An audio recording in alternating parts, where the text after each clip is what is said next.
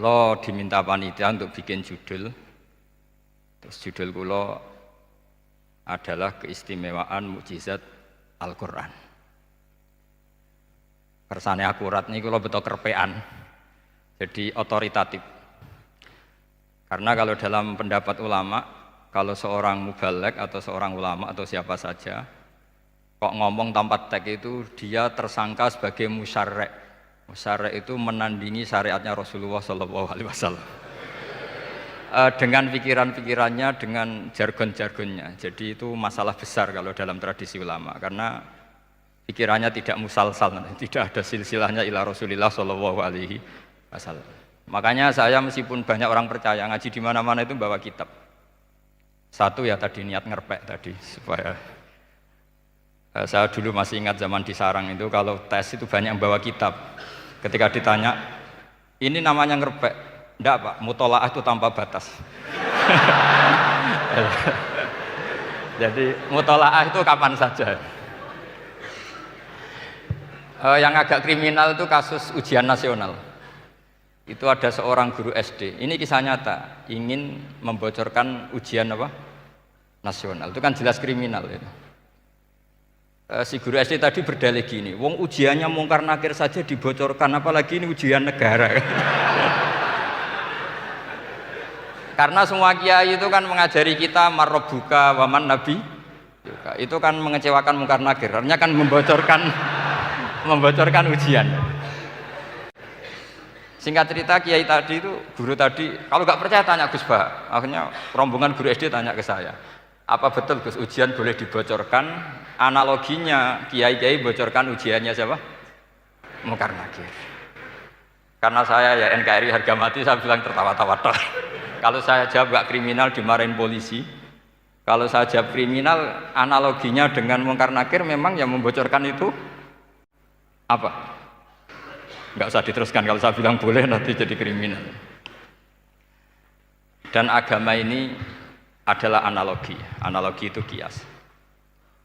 Sehingga saya di sini insya Allah serius sekali membawa makalah mukjizatnya Quran. Kenapa demikian? Memang saya merasakan dan semua yang hadir di sini pasti merasakan bahwa mukjizatnya Quran itu luar biasa. Sehingga kita satu-satunya umat yang enggak ditunggui Rasul, tapi kualitas iman kita insya Allah menyamai periode-periode sahabatnya Rasulullah SAW. Tapi syaratnya tadi ya, dengan pikiran yang sama, dengan teks yang sama, dengan rasa yang sama, dengan kejiwaan yang sama. Caranya gimana supaya sama? Kita harus terus membaca teks. Teks itu mengingatkan kita. Misalnya begini, yang dikatakan mukjizat itu kan sesuatu dahsyat yang dalam nalar manusia itu nggak mungkin terjadi.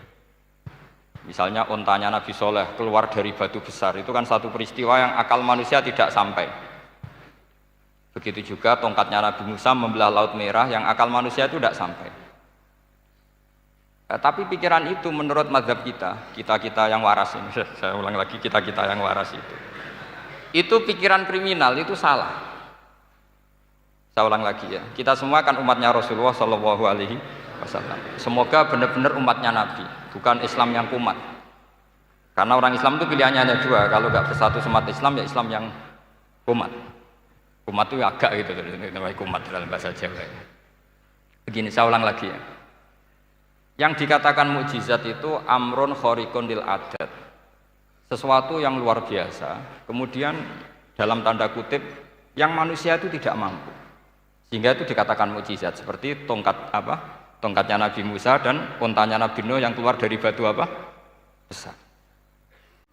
Kalau kalian ingin jadi wali, pikiran seperti itu udah akan jadi wali. Gagal itu di KPU gagal. Itu. Jadi nggak usah sampai MK, di KPU sudah gagal. Kenapa demikian? Pertanyaannya begini. Memangnya sesuatu yang wajar kita lihat keseharian itu dalam kemampuan manusia? Saya ulang lagi, memangnya sesuatu yang biasa saja, yang normal saja itu dalam kemampuan manusia? Enggak juga kan? Manusia bisa enggak bikin unta? Yang wajar saja, yang lewat indukan, bisa enggak? Enggak kan? Manusia bisa bikin laut enggak? Enggak kan? Jadi kalau mukjizat itu dengan definisi sesuatu yang manusia tidak mampu, memangnya keseharian alam ini manusia mampu? Tidak juga kan? Nah, karena agama Islam dengan logika itu, Rasulullah SAW menolak mukjizat yang seperti itu. Ya, menolak mukjizat yang seperti itu. Makanya saya bilang pikiran pertama tadi itu kriminal, karena itu ditolak oleh Rasulullah SAW. Karena ya itu tadi, kalau itu dituruti, lama-lama kita tidak tahu kedahsyatan ciptaan Allah keseharian. Makanya ketika Rasulullah diminta laula utiya mislama utiya Musa, ya Muhammad itu punya mukjizat kayak tongkat Nabi Musa. Kasolihin Nuh, kasolihi soleh. Apa karena koti apa? Soleh. Sebagaimana untanya Nabi Soleh. Apa jawabnya Allah? Wa ma min dabatin fil ardi wala ta'iri yatiru bi janahihi illa umamun amsalukum. Bagian dijawab inna fi khalqis samawati wal ardi wa ikhtilafil laili wan nahar sampai saat terusnya wa tasrifir riyah saat terusnya la ayatil liqaumi yaqilun. Karena logika yang terbangun begini. Dan ini saya ulang lagi, ini syarat utama jadi wali. Ini masih satu poin. Nanti ACC-nya nunggu ketua-ketuanya. Tapi kamu jangan bayangkan wali itu kayak Sunan Kudus tunda. Jadi kalau kamu jadi wali itu maknanya kullu mukminin waliyullah itu di Ihya kan banyak. Setiap mukmin itu walinya Allah. Tapi maknanya gini, waliyullahi wong sing bisa akeni Allah. Itu jadi enggak usah dimaknani kekasih Allah. Ya. Jadi karena dalam bahasa Arab itu waliyul yatim adalah orang yang kasihan sama anak yatim sehingga diurus segala keperluannya. Perempuan yang perawan punya bapak namanya apa? Wali. Artinya si bapak sayang sama putrinya disebut apa? Wali. Jadi nanti kalau kamu jadi wali dengan makna yang tadi kullu mukminin waliyullah. Setiap mukmin adalah orang yang dikasihani Allah. Dan insya Allah semua kita masuk, paham ya? Ya, enggak wali songo itu baru maknanya waliyullah sing disayang Allah. Kayaknya kita belum daftar yang ke situ nanti itu. Ada urutannya. Saya ulang lagi ya. Kalau kita mengakui kudrohnya Allah nunggu mukjizat, yaitu nunggu tongkatnya Nabi Musa membelah Laut Merah, nunggu ada unta keluar dari batu. Maka itu kecelakaan besar dalam tauhid, kecelakaan besar dalam kesaksian kudratullah. Kenapa? Karena alam yang kita lihat keseharian juga tidak dalam kemampuan kita. Alam yang kita lihat keseharian juga tidak dalam kemampuan kita. Misalnya begini, kalau kamu melihat nyamuk, itu pertama Quran turun tentang nyamuk, itu orang munafik komentar, wah Tuhannya Muhammad kurangan stok, sampai contoh saja hanya seekor nyamuk. Tapi apa kata Allah? Inna woha la yastahi ayyadriba masalam ma ba'udatan fama fokoh. Nyamuk itu bukan sekedar kecilnya. Tidak usah kamu bikin nyamuk yang ada nyawanya, itu terlalu sulit. Sampean semua tak suruh bikin patungnya nyamuk. Gampang mana bikin patung nyamuk sama gajah? Tidak usah dikasih nyawa.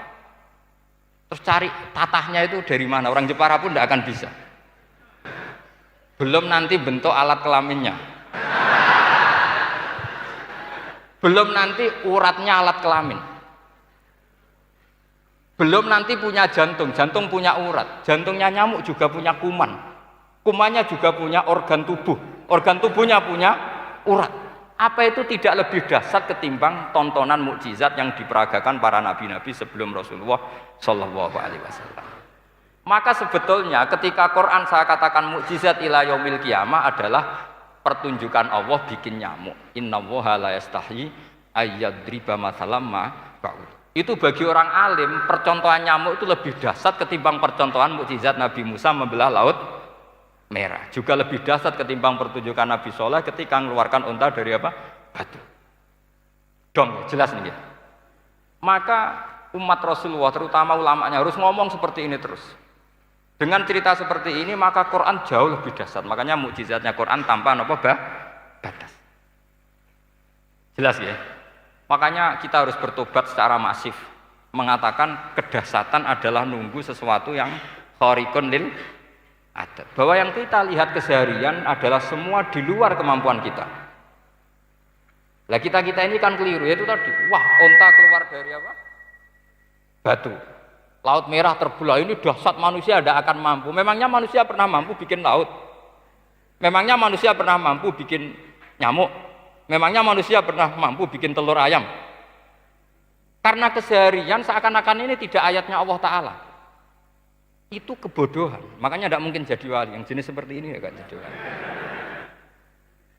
Sama tenang saja, nanti saya paling nggak sampai 1 jam karena saya tidak biasa ngaji umum. Saya mau itu karena hormati mbah saya, karena buyut saya itu orang Damaran, namanya Mbak Hafsah. Hafsah binti Maksum bin Soleh bin Asnawi Sepuh. Jadi saya ini ya turunan asli orang Kudus.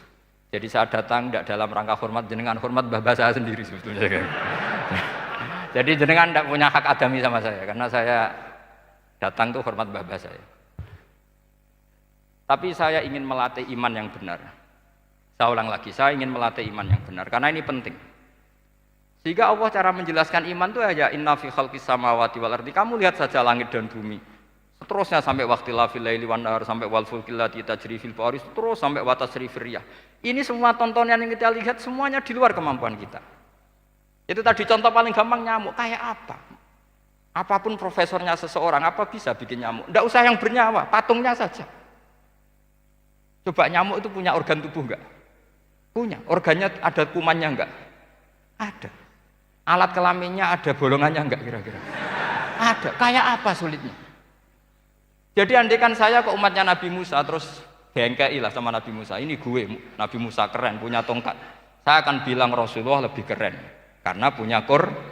Anda di sini makna kenapa mukjizatnya Quran dikatakan afdolul mukjizat. Mukjizat paling keren, paling hebat. Karena menjadikan manusia punya nalar yang lebih objektif. Artinya lebih objektif, kenapa kita hanya kagum dengan sesuatu yang dahsyat? Dengan alasan kita tidak mampu. Memangnya dengan hal-hal yang keseharian kita mampu? Tidak juga kan? Jelas ya? Mohon bener nih ya? Mohon bener di mana ini? Mohon gini malam slide didandani bareng-bareng. Mohon bener ya? Sehingga iman di era Rasulullah SAW itu gak lagi butuh sesuatu yang khariqun lil. Kedua pertimbangannya Rasulullah Muhammad SAW, mukjizat yang khariqun lil adat itu resikonya lebih tinggi untuk tidak abadi. Nanti saya bacakan takbirnya. Misalnya tongkatnya Nabi Musa itu hanya disaksikan oleh orang yang di era itu pun yang kebetulan menyaksikan. Saya ulang lagi ya, resiko mukjizat mahsusah istilahnya, mukjizat yang bisa dilihat dengan indera itu resikonya hanya dilihat orang yang di saat itu menyaksikan. Gimana? Ini prosedur. Gaul nih. Ngangge peci, mboten. Terus gimana? Oke. Saya teruskan lagi ya. Niki mau normal nih. Mboten kebanteran nih. Mboten kebanteran nih. Saya ulang lagi ya. Jadi yang dikatakan mukjizat itu seringnya kan dikasih definisi satu pertunjukan yang di luar kemampuan manusia. Sehingga tongkat Nabi Musa membelah laut merah disebut apa? Mukjizat. Ontanya Nabi Soleh keluar dari batu disebut apa? Terus lucunya disebut alasannya karena manusia tidak mampu. Memangnya manusia mampu bikin onta normal yang lewat indukan? Mampu enggak? Enggak. Artinya umatnya Rasulullah lebih sering melihat kekuatan Allah Subhanahu wa ta'ala kulla waqtin wa hinin, setiap saat, karena cara berpikir sudah dibenahi Al-Qur'anul Karim. Paham ya? Maka untuk jadi wali umatnya Nabi itu lebih mungkin karena melihat kedahsyatan Allah setiap saat. Tidak usah nunggu sesuatu yang super kayak apa? Kan filakil bahri, sebagaimana laut terbelah oleh tongkatnya Nabi siapa? Musa. Terus ketiga, kalau logika mukjizat gini itu terus menerus seperti yang dialami Nabi Musa, resikonya adalah umat selalu menuntut hal yang aneh-aneh dan melupakan hal yang pokok. Itu lebih bahaya lagi. Misalnya begini contoh gampang. Kita ini hidup di bumi setelah sampean belajar ilmu falak atau astronomi atau belajar geologi. Planet yang sebesar ini apa? Semuanya itu sudah maha dahsyat. Gara-gara kita berpikir butuh kejadian yang aneh. Ya gara-gara ingin kejadian yang aneh. Mungkin lama-lama Anda ingin cari model hewan yang kepalanya itu di pantat. Baru percaya kudrahnya Allah. Lama-lama kamu jadi dukun. Seneng ular yang berkepala manusia itu baru dasar. Nanti menjadi klinik. Makanya kritiknya ulama, mukjizat itu tidak perlu dituruti. Karena kalau dituruti itu bahaya bagi kelangsungan kenormalan kita. Makanya kata Abdul Hamid Khan, termasuk kitab yang saya kagumi, kata beliau begini, yang menjadikan orang kafir adalah dia nganggep kudrahnya Allah Ta'ala itu bergantung sesuatu yang dahsyat. Dia nggak sadar bahwa keseharian dalam hidupnya semuanya pertunjukan kudrahnya Allah Subhanahu wa Ta'ala. Kayak tadi, saya contohkan nyamuk tadi. Inna woha la yastahi ayyadriba masalam ma. Terusannya ba'udotan fama fokwa. Kayak apa susahnya bikin nyamuk? Sudah kecil, punya alat kelamin, punya organ, punya urat. Lalu dalam tubuhnya juga ada kuman, kumannya juga berorgan. Kebayang nggak Anda bikin seperti itu? Enggak. Dahsyat mana dengan tongkatnya Nabi Musa? Sama-sama berstatus kita tidak mampu sama sekali. Dahsyat mana? Sama kan? Nah, itu yang diinginkan Rasulullah Shallallahu Alaihi Wasallam, dan Al-Quran menggiring kita cara berpikir begitu terus. Sehingga Quran cukup menghentikan wa ma min dabbatin fil ardi wala ta'iri yatiru bi janahaihi illa umamun amsalukum. Sebetulnya burung yang setiap hari terbang, yang setiap hari lewat Anda, itu semuanya bukti kekuasaan Allah Subhanahu wa Ta'ala. Tidak usah nunggu kejadian-kejadian super dahsyat. Terus keempat, korbannya para kiai, termasuk saya. Jadi nanti kalau saya tidak bisa haji terbang, wah tidak kiai, tidak bisa terbang. Tidak bisa kayak Harry and Potter misalnya gitu, tidak bisa kayak Harry. Jadi nanti kiai juga dituntut gitu, bisa terbang kayak Aladin. Jadi nanti repot. Semua kebenaran agama bergantung pimpinannya ini punya kedahsyatan itu. Akhirnya celakanya apa? Ada orang yang pura-pura dahsyat tapi penipu, kayak kasusnya Dimas Kanjeng. Oh nggih. Mboten apa-apa, sing penting ini lancar mon. Nggih.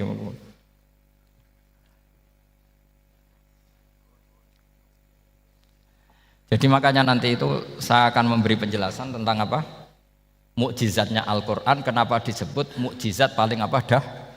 Dahsyat. Ini saya bacakan tag pokoknya ya, supaya sampean tahu.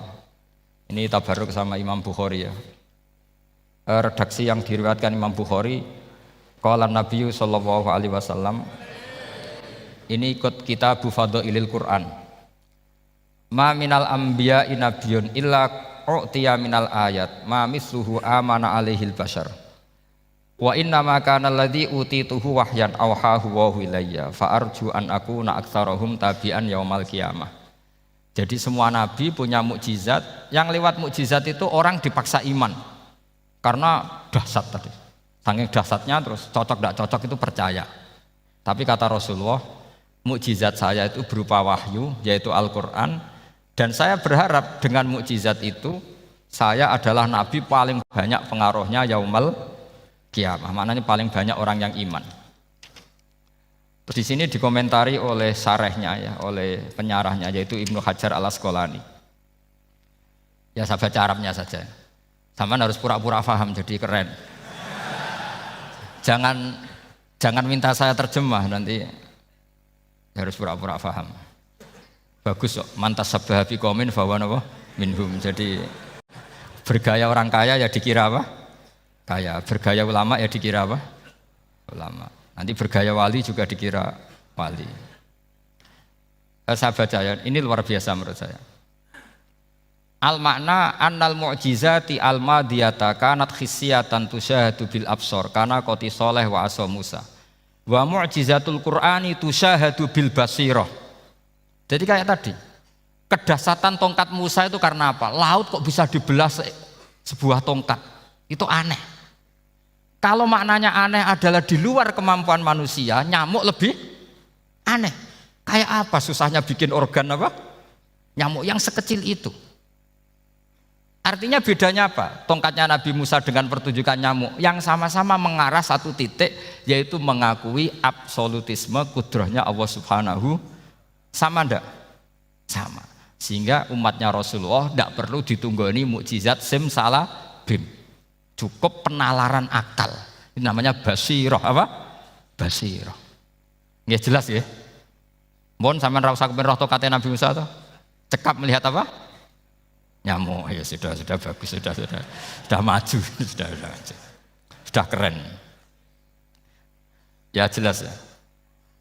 Li'annal ladzi yusyahadu bi ainir ra'si yang qaridu binqiradi musyahidihi walladzi yusyahadu bi ainil aqli baqin yusyahiduhu kullu man jaa ba'dal awwali mustamirron.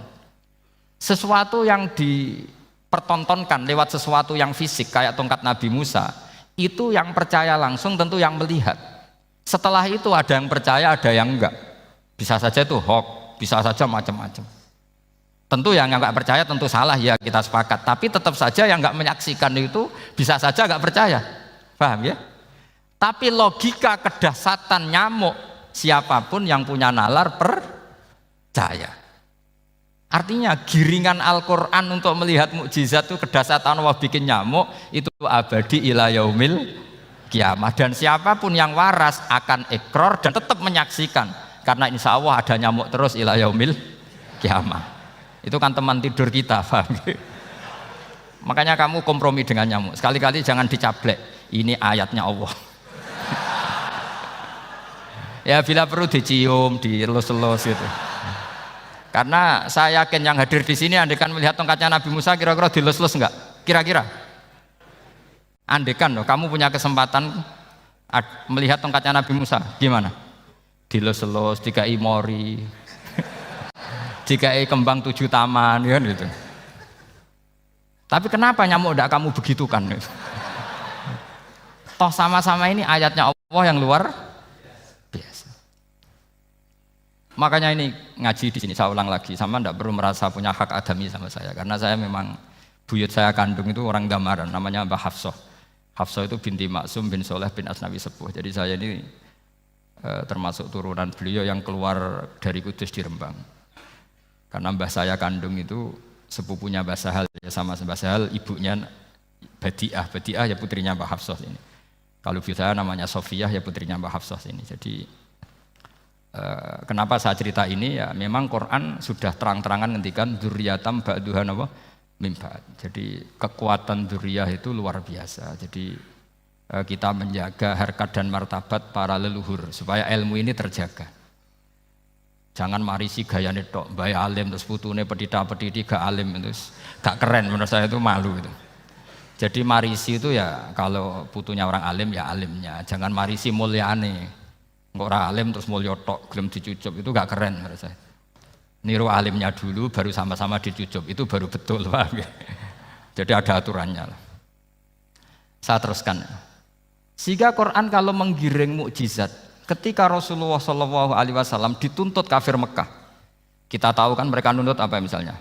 Lan nu'mina laka hatta tafjura lana minal ardi napa yam bu'a au takuna laka jannatum min nakhili wa inabin fatufajjiral anhara khilalaha napa tafsira au tusqitas samaa kama zamta alaina kisafan au ta'tiya billahi wal malaikati qabila au yakuna laka baitum min zuhrufin au tarqa sama. Masih mereka bilang gini, walan nu'mina liruqiyika hatta tunazzila alaina kitaban naqra'u.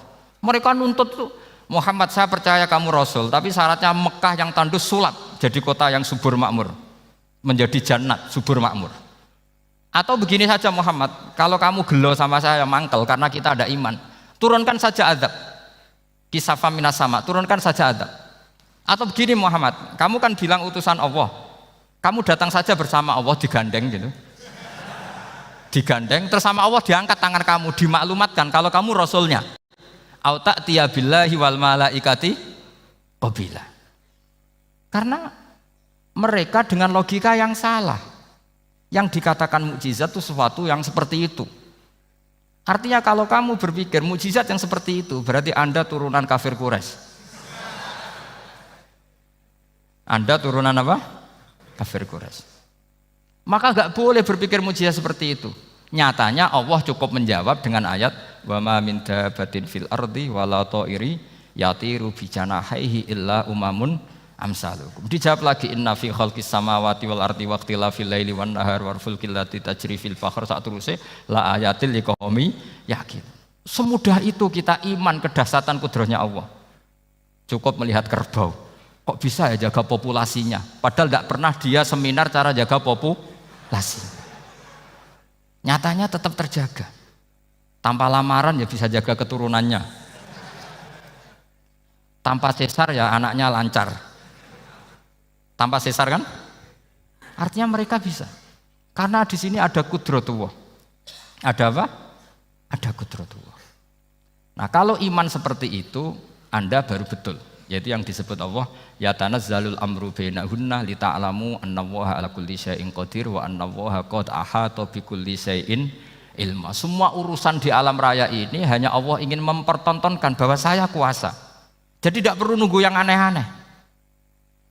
Sehingga andaikan saya ketemu Nabi Musa dan ketemu Rasulullah Muhammad SAW, pasti saya milih Nabi Muhammad sebagai ketua. Karena Nabi Muhammad yang bikin sarana iman dengan sarana yang seluas-luasnya, dan sarana ini tidak habis dan ada di mana saja, yaitu sarana ikrar bahwa Allah kudroh dan kudrohnya tanpa batas. Nabi bikin sarana apa saja, melihat langit, bumi, lautan, nyamuk, hewan, semuanya sarana untuk ikrar kudrohnya Allah Subhanahu wa ta'ala. Sementara Nabi Musa mempertontonkan hanya nunggu mukjizat sing khariqun lil adat. Paham ya? Makanya wajar kalau Nabi bergelar afdolul anbiya sayyidul awalin wal akhirin. Karena memang lebih efektif cara menggiring supaya orang iman. Sekarang sudah tahu kenapa Nabi jadi sayyidul awalin wal akhirin? Sudah. Mungkin kemarin-kemarin tahu tapi gak tahu logikanya. Pokok iman. Selewat ke musola ngaji iman. Itu iman yang kurang betul itu, karena tanpa nadzor. Itu namanya taklid yang statusnya mukhtalaf alaih, masih disidangkan di MK, paham ya? Iman. Jadi iman taklid itu iman yang masih disidangkan oleh para ulama. Ada hakim yang bilang sah, ada hakim bilang tidak sah. Tanya anak-anak Qudsiyah. Imanul muqallid itu mukhtalaf alaih apa mujma' alaih? Mukhtalaf alaih. Kalau imanu ahli nadzar mujma' alaih. Insyaallah barokahnya ngaji ini semuanya min ahli nadzar, apa? Min ahlin. Jangan amin sudah jadi, ini sudah jadi ini. Kalau amin kan masih berdoa, bisa makbul bisa enggak boleh iman kok. Ayo iman kepada Allah dan Rasul, amin, enggak boleh. Sesuatu yang pasti enggak boleh diamini, itu kan jadi kacau nanti. Harus bilang apa? Sami'na wa ta'na. Nanti lama-lama kamu disuruh Allah, ayo sholat, amin. Enggak boleh, jadi amin itu ada itu. Ada aturannya. Tapi bukan berarti saya nyalahkan jenengan, enggak. Ya memang salah gitu. Jadi kan. Ya saya memang statusnya salah. Ya saya ulang lagi ya. Berarti Rasulullah adalah Rasul yang sukses membuat sarana orang kembali ke Allah, mengakui kudrohnya Allah dengan sarana apa saja. Melihat rumput, melihat hewan, dan hewan itu ya apa saja. Gabah itu apa saja. Hewan yang melata di bumi apa saja, semua bukti kudrohnya Allah. Bahkan Rasulullah sukses membiarkan umatnya enggak ditunggui beliau tetap iman. Mergo ditunggui konsep sing super ngene kok Al-Qur'anul Karim. Jelas ya? Tapi caranya memahami ya seperti yang saya terangkan ini. Ya saya baca lagi ya yang jadi annal mu'jizati, pakai jama' mu'annas salim, annal mu'jizati al-madiyata, mukjizat-mukjizat yang sudah kelewat itu kanat khisiatan, bersifat fisik, tusyahadu bil absor, hanya bisa dilihat dengan mata kepala, karena qoti soleh wa aso Musa, wa mu'jizatul Qur'ani tusyahadu bil basirah. Sementara mukjizatnya Quran disaksikan dengan mata hati, dan setiap orang punya mata hati. Fayakunu man yattabi'uhu li ajliha aksar.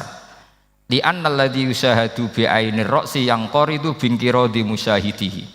Walladzi yusyahadu bi ainil aqli baqin yusyahiduhu kullu man jaa ba'dal awal mustamirron. Sesuatu yang dilihat dengan mata kepala, setelah para saksi ini meninggal, maka setelahnya mencari-cari, bisa percaya bisa enggak. Tapi mukjizat yang disaksikan mata hati, siapapun percaya dan sampai ila yaumil kiamah. Dan tentu Quran lebih unggul dalam hal ini. Dan insya Allah kita semua adalah ahli Quran. Yaitu harus punya kesimpulan falamma tabayyana lahu qala a'lamu annallaha ala kulli syai'in qadir. Sebagian ayat wali ta'lamu annallaha ala kulli syai'in qadir wa annallaha qad ahata bi kulli syai'in ilma. Itu kenapa mukjizat Al-Qur'an dasar. Itu yang gampang-gampang ya, melihat nyamuk, unta, kerbau itu yang gampang. Anda tak naikkan kelas sedikit menjadi agak ilmiah. Misalnya begini, kamu ahli falak. Misalnya kayak Batu Rehan ya. Itu pasti tahu kalau matahari dan rembulan dibikin Allah itu asyamsu wal qamaru bihusban. Bahwa matahari dan rembulan dibikin ini untuk hisab. Walladzi ja'ala syamsa diya'a wal qamara nuran wa qaddarahu manazila li ta'lamu 'adadas sinina wal hisab. Sehingga ketika ternyata betul Samsiyah bisa dihitung menjadi tahun Samsiyah yang oleh bahasa milenial disebut Masihiyah. Sayyidina Umar agak tersinggung. Sebetulnya yang namanya hisab itu tidak ada hubungannya dengan Masehi dan Hijriyah, itu tidak ada. Semua berdasar matahari atau apa? Rembulan. Lah sialnya yang Samsiyah ini oleh bahasa internasional disebut apa? Masihiyah. Makanya Sayyidina Umar marah terus bilang ya sudah kalau gitu Qamariyah bikin apa? Hijriyah. Jadi itu sebenarnya nama politik. Sebetulnya kalau objektif yang jadi ukuran ya Samsiyah sama Qamariyah. Berhubung ini sudah diambil tetangga partai sebelah, akhirnya ya kira-kira gitu loh. Jadi kira-kira seperti itu. Akhirnya kita namanya apa? Hijriyah, apa Samsiyah sama apa? Hijriyah. Sebetulnya yang asli ya Samsiyah, Qamariyah. Tapi nggak apa-apa lah. Dunia itu mesti ada politiknya. Lah yang repot orang-orang fanatik hukum pakai bahasa nasional itu repot. Jadi misalnya kematian Yesus Kristus itu mesti Batu Rehan kan nggak percaya. Akhirnya ditambahi kematian Sibeh. Karena kalau bilang iya kan percaya. Makanya ditambahi apa? Sibeh. Karena menurut orang Islam berkeyakinan Nabi Isa itu nggak terbunuh. Maka ditambahi apa? Sibeh. Saya dulu pernah usul. Karena beliau itu kalau manggil bahasa itu bude, jadi saya pernah sowan usul. Mbak ditulis gini saja, Mbak. Kematian Yesus dalam kurung katanya. Tapi mungkin terlalu vulgar ya. Jadi akhirnya dibikin apa? Sibeh ya. Di kalender Kudus kan apa? Sibeh ya, ditambahi Sibeh. Ya nggak apa-apa lah. Yang penting keyakinannya masih benar gitu. Jadi masih benar. Kalau usulan saya terlalu ekstrim, masa dikasih apa? Katanya. Ya karena memang begitu kan, kita berkeyakinan Nabi Isa itu gak terbunuh. Wa ma qataluhu wa ma sholabuhu walakin syubbihalahu. Jadi ini saya teruskan, ini paling masih seperempat jam ini. Kalau kelamaan sampai dolim itu ganggu kiai lama-lama gitu. Saya tadi sudah bilang sama panitia, orang Indonesia itu gak sopan. Kalau suka kiai itu didatangkan, itu agak masalah sebetulnya. Dalam etika itu masalah. Kalau seneng kiai ya sowan ngaji, jangan sowan di dalam, itu ganggu ya, sowan ngaji saja. Dulu Imam Malik itu anaknya raja itu, Imam Malik itu seangkatan dengan Harun Ar-Rasyid. Makanya jangan berharap kalau saya gampang diundang. Bukan karena saya sombong, memang etikanya seperti itu. Jadi Imam Malik diminta datang ke istana untuk ngajar anak-anaknya Harun apa? Ar-Rasyid. Masyhur Imam Malik tersinggung terus kata bilang, al ilmu yu'ta la ya'ti. Ilmu itu disowani bukan sowan. Akhirnya Harun Ar-Rasyid minta anak-anaknya datang ngaji ke Imam Malik. Itu anak presiden. Imam Malik berani, al ilmu yu'ta la ya'ti. Tapi kalian beruntung karena saya hormat sama mbah-mbah saya di sini. Wong makom buyut saya itu ya berarti apa ya? Selatannya makamnya Sayyid Ja'far Shadiq itu di situ kan ada makamnya Mbah Soleh, Mbah Maksum, itu mbah saya. Makanya dulu saya ngaji di sini lama di Damaran itu. Maksudnya lama itu ya mungkin setahun. Karena saya memang mulai kecil di sarang, sampai sekarang saya masih ngajar di sarang. Tapi dulu cukup ya, karena saya kesini sudah hafal Quran, jadi hanya setor setiap hari satu juz, jadi cepat lah. Saya tidak punya masalah ingatan, alhamdulillah, jadi cepat hafal. Saya terangkan lagi ya, ini penting ya, masalah mukjizatnya Quran. Selama ini orang tuh mau bilang tok, mukjizatnya Quran itu dahsyat, tapi nggak bisa menerangkan, itu masalah. Makanya kita harus bisa menerangkan mukjizatnya Al-Quran dahsyat itu apanya. Yaitu tadi, tongkatnya Nabi Musa hanya disaksikan oleh orang yang di era itu. Toh tujuannya mukjizat adalah diakui kemudian orang menjadi iman. Lalu Rasulullah SAW beliau sudah intaqala ila rafiqil a'la. Tapi konsepnya Quran menjadikan orang yang enggak ditunggui beliau tetap iman ila yaumil kiamah. Itu yang maksud fa'arju an akuna aktsarahum tabi'an yaumal kiamah. Mukjizat saya itu cukup Quran kata Nabi, dan dengan mukjizat itu orang akan iman ila yaumil kiamah. Caranya seperti ini. Karena tadi sedahsyat-dahsyatnya mukjizat tujuan utama orang terdikte supaya ikrar ngakui kudrohnya Allah. Lah ngono kok ngenteni tongkat sakti lah opo? Cukup deloknya mau. Paham nggih? Jelas ya? Alhamdulillah, mau naik kelas ini sudah benar ini sudah benar. Terus kedua begini, kedahsyatan Quran lagi. Quran itu bisa merunut, mentartibkan logika. Bahkan logika ini logika yang universal. Siapa saja merasakan logika itu. Misalnya begini. Dulu orang kafir itu punya Tuhan banyak. Tentu yang dipertuhankan ya mana? Yang dipertuhankan itu banyak. Karena pikiran mereka urusan banyak, problem banyak, ya Tuhannya harus banyak. Ada BPKB 3D kan, istri cerewet macam-macam lah, itu kan problemnya banyak, maka Tuhannya harus banyak. Karena Tuhan itu maknanya penyelesai masalah. Sehingga kalau masalahnya banyak, Tuhan harus banyak. Ketika Rasulullah membawa konsep satu Tuhan, mereka janggal. Makanya mereka bilang, aja'alal alihata ilaha wahida inna hadza lasyai'un ujab. Masa Tuhan satu? Ini aneh, nggak bisa.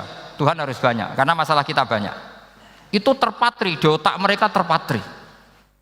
Lalu Nabi dengan santai diajari Allah menerangkan. Andaikan kalian punya majikan banyak dan perintahnya beda-beda, kamu suka enggak? Ya enggak suka, Mat, enggak enak. Punya majikan banyak itu udah enak. Milih mana majikan banyak sama satu? Satu aja, Mat. Tuhan kamu adalah majikan kamu. Kalau banyak kamu bingung. Ya Mat, satu aja Mat. Itu segampang itu. Jadi menggiring, Tuhan itu kan bos kita, tuan kita. Kalau banyak berarti yang memerintah kita banyak, dan bisa konflik bos-bos kita ini karena berebut anak buah tadi. Akhirnya mereka, kalau kamu punya majikan banyak dan perintahnya beda-beda, semuanya minta dilayani, kamu pusing enggak? Ya pusing, Mat. Minta mana? Majikan banyak sama satu? Satu saja, Muhammad. Ya Tuhan kamu adalah atasan kamu, maka harus satu. Mereka faham. Oke, Mat, Tuhan satu. Itu yang dimaksud dorobawaw matalar rojulan fihi syuraka umutasyakisuna wa rojulan salamal lirojul hal yastawiyani masalah. Langsung alhamdulillah. Karena mereka yang paling bodoh pun faham, dengan logika itu faham. Kalau Tuhan banyak, perintahnya banyak, kita repot. Maka Allah bikin satu masalan, yaitu rojulan fihi syuraka umutasyakisuna wa rojulan salamal dirojul. Satu lelaki, satu bos, satu perintah. Kayak apa mudahnya Allah. Kemudian mereka tetap menuhankan Lata, Hubal dan Uzza, karena mereka dipertuhankan. Sebenarnya nggak pernah Tuhan, tapi dipertuhankan. Allah memberi contoh itu sederhana sekali. Wa daraballahu mathalar rajulaini ahaduhuma abkam la yaqdiru ala syai'in wa huwa kallun ala maulah aina ma yuwajjihu la ya'ti bi khair hal yastawi huwa may ya'muru bil adl. Kata Rasulullah, Lata itu menurut kamu apa? Ya Tuhan kami. Muhammad, Hubal ya Tuhan kami, Uzzah ya Tuhan kami. Lalu kalau mereka kotor ya saya mandikan, kalau hidungnya coplok ya saya tata.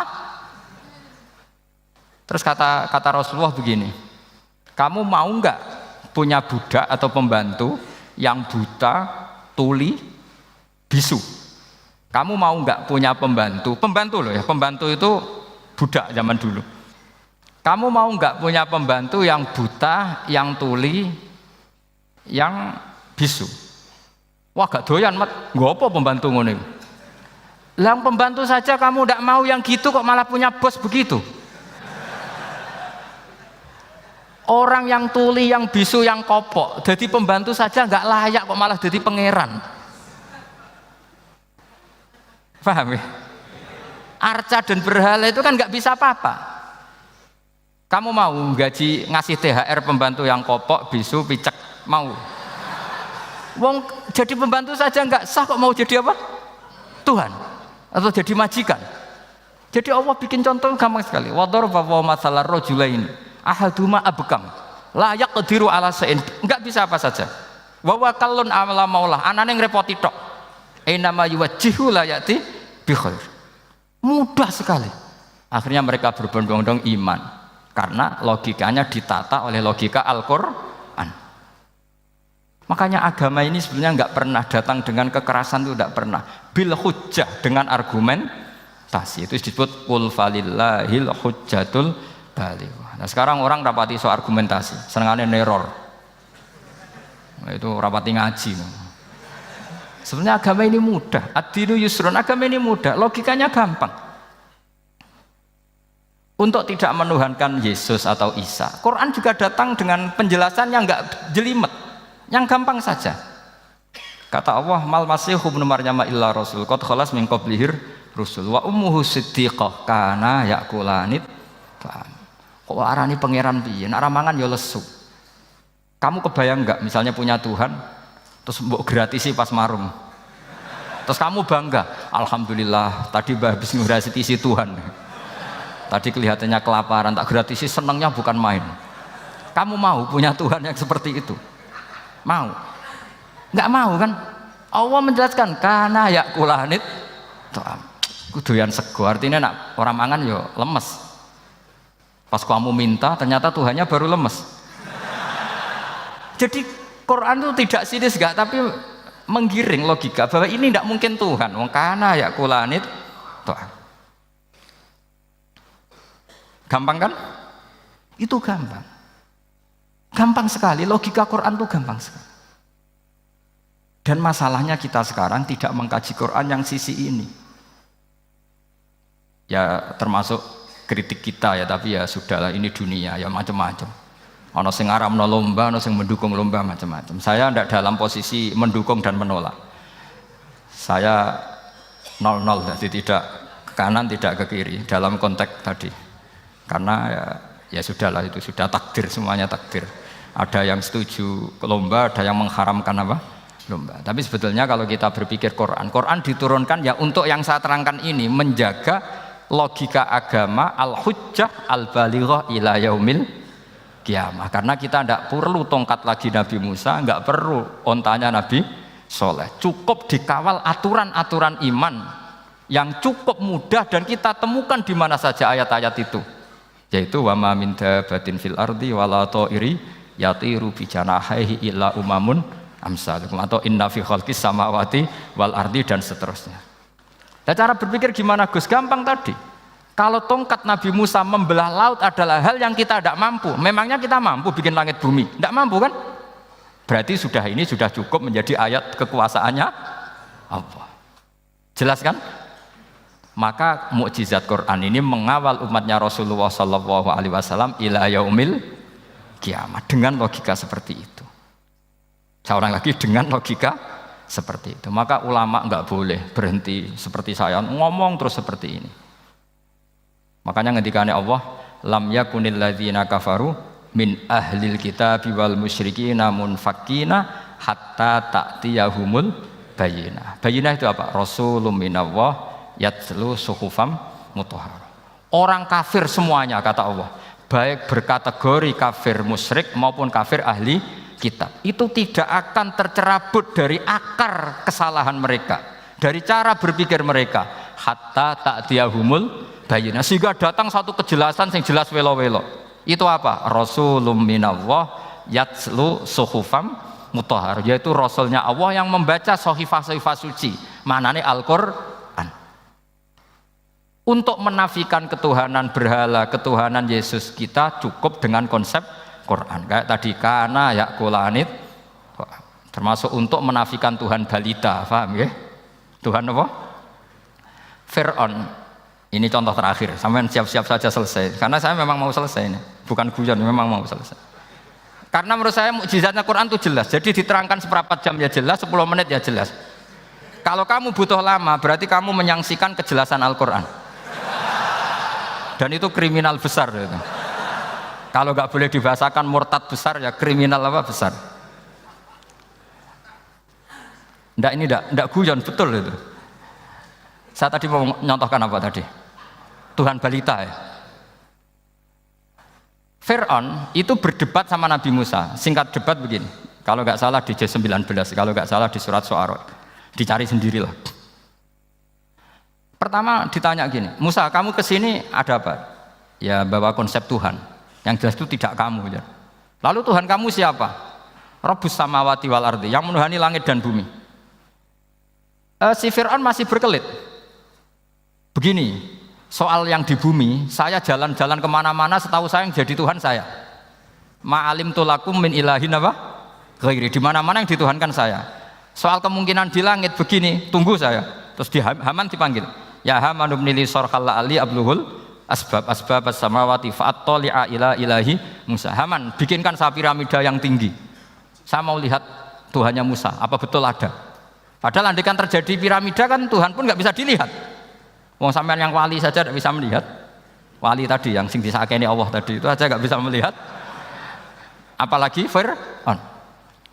Akhirnya Nabi Musa sadar bahwa logika itu tidak masuk ke Fir'aun, tidak masuk. Padahal ada pengawalnya banyak. Dan karena semua Nabi fatona itu ibarat mobil ganti gigi, ganti argumentasi. Gini saja, yang menuhani leluhur kamu, mbah-mbah kamu, itu sontak kaget Fir'aun. Pengawalnya ya kaget. Oh iya, kalau Fir'aun ini Tuhan, mbah-mbahnya tanpa Tuhan. Kan Tuhannya datang terlambat. Berarti mbah-mbahnya dulu itu tanpa Tuhan, karena ini ada Tuhan balita itu ada itu. Akhirnya hampir separuh, mungkin hampir semua pengawalnya Fir'aun itu iman semua. Meskipun yaktumu imanahu, ini yang diceritakan Quran, wa qala rajulun mu'minun min ali fir'auna yaktumu iman. Karena runtuh, semua logika Fir'aun sebagai Tuhan itu runtuh. Hanya dengan logika, kalau kamu Tuhan, lalu mbah kamu Tuhannya siapa? Fir'aun mangkel. Wah bahaya logika Musa, tangkap Musa, udah gak debat lagi.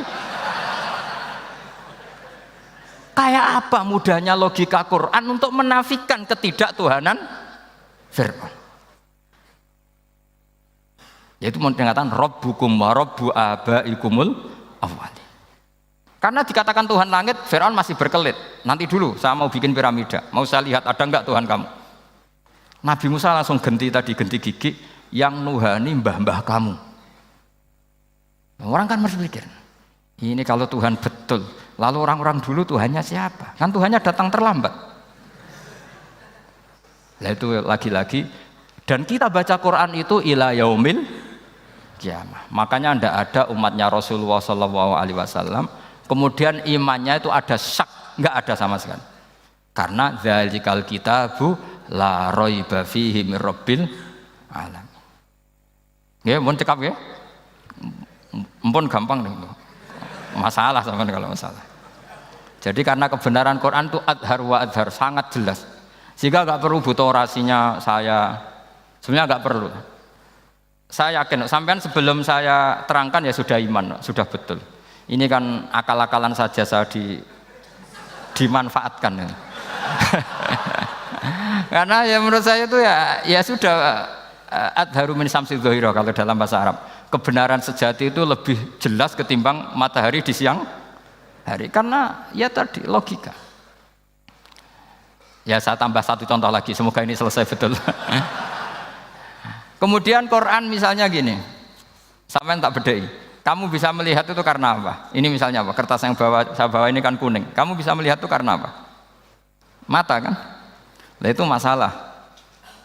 Karena melihat kamu dengan mata, sekali ini tak tutupi, kamu tidak tahu. Atau kamu jauh menjadi tidak tahu. Karena mata bisa terhalangi oleh jauh atau tertutupi. Beda dengan Allah. Allah itu kalau merumuskan tahu itu bukan karena melihat, karena menciptakan. Makanya Allah bilang ala ya'lamu man khalaqa. Apakah tidak tahu orang yang membuat?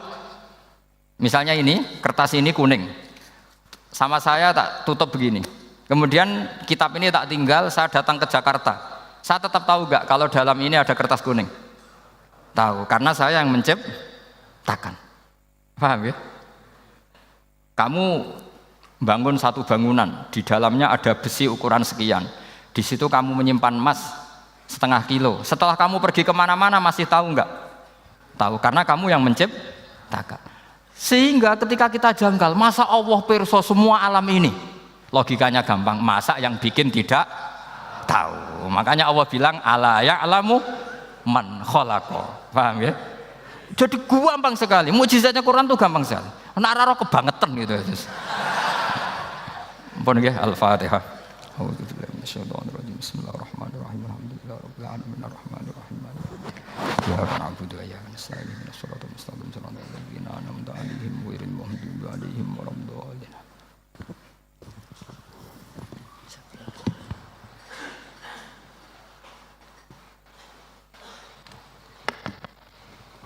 Yang doa siapa? Enggak usah doa.